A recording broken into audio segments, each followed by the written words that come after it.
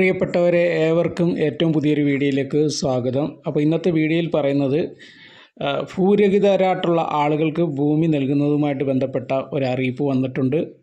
അപ്പോൾ ലൈഫ് പദ്ധതിയിൽ ഉൾപ്പെട്ട ആളുകൾക്കാണ് ഇതിൽ മുൻഗണനയുള്ളത്.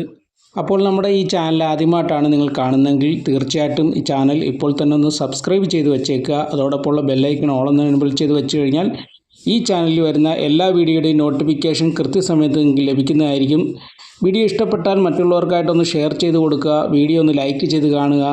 നിങ്ങളുടെ വിലയേറിയ അഭിപ്രായങ്ങളും നിർദ്ദേശങ്ങളും സംശയങ്ങളും ഒക്കെ തന്നെ ഈ വീഡിയോയുടെ കമൻറ്റ് ബോക്സിൽ രേഖപ്പെടുത്താൻ മറക്കാതിരിക്കുക. ഭൂരഹിതരായിട്ടുള്ള ആളുകൾക്ക് വളരെ ഉപകാരപ്പെടുന്ന രീതിയിലുള്ള ഒരു തീരുമാനമാണ് ഇപ്പോൾ സർക്കാരിൻ്റെ ഭാഗത്തു നിന്ന് വന്നിരിക്കുന്നത്. പട്ടികജാതി വികസന വകുപ്പാണ് ഈ ഒരു പദ്ധതി ഇപ്പോൾ മുന്നോട്ട് വച്ചിരിക്കുന്നത്. പട്ടികജാതിയിൽപ്പെട്ട ആളുകൾക്കാണ് ഈ പദ്ധതിയിൽ കൂടെ ആനുകൂല്യം ലഭിക്കുന്നത്. പട്ടികജാതിയിൽപ്പെട്ട ആളുകൾ ലൈഫ് ലിസ്റ്റിൽ ഉൾപ്പെട്ട ഭൂരഹിതരുണ്ടെങ്കിൽ അവർക്ക് മുൻഗണന ലഭിക്കും. അല്ലാതെ ഉള്ള അർഹരായിട്ടുള്ള ആളുകൾക്കും ഈ പദ്ധതിയിൽ ആനുകൂല്യം ലഭിക്കും.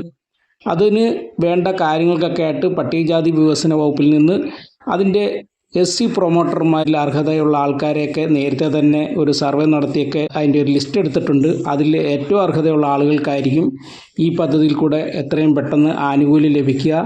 അപ്പോൾ ലൈഫ് പദ്ധതിയിൽ ഉൾപ്പെട്ട ആളുകൾക്കാണെങ്കിൽ ഭൂമി ലഭിച്ച ശേഷം വീടും ലഭിക്കും. ഇവിടെ പ്രധാനപ്പെട്ട ഒരു കാര്യമെന്ന് പറഞ്ഞാൽ ഈ പട്ടികജാതി വികസന വകുപ്പിൽ നിന്ന് നേരത്തെ ലൈഫ് പദ്ധതി വരുന്നതിന് മുമ്പ് പട്ടികജാതി വികസന വകുപ്പ് നേരിട്ടാണ് ഭൂമിയും വീടും ഒക്കെ നൽകിക്കൊണ്ടിരുന്നത്. എന്നാൽ ലൈഫ് പദ്ധതി വന്നതോടുകൂടി അതിലേക്ക് ഈ വീടിൻ്റെ ഭൂമിയുടെയും കാര്യങ്ങൾ കൂട്ടിച്ചേർക്കുകയായിരുന്നു.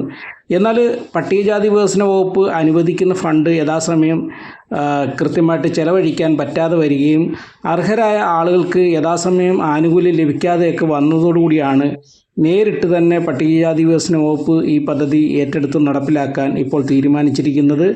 അപ്പം എത്രയും പെട്ടെന്ന് തന്നെ ഭൂരഹിതരായിട്ടുള്ള മുഴുവൻ ആളുകൾക്കും ഭൂമിയും വീടും ലഭിക്കട്ടെ എന്ന് ആശംസിക്കുന്നു.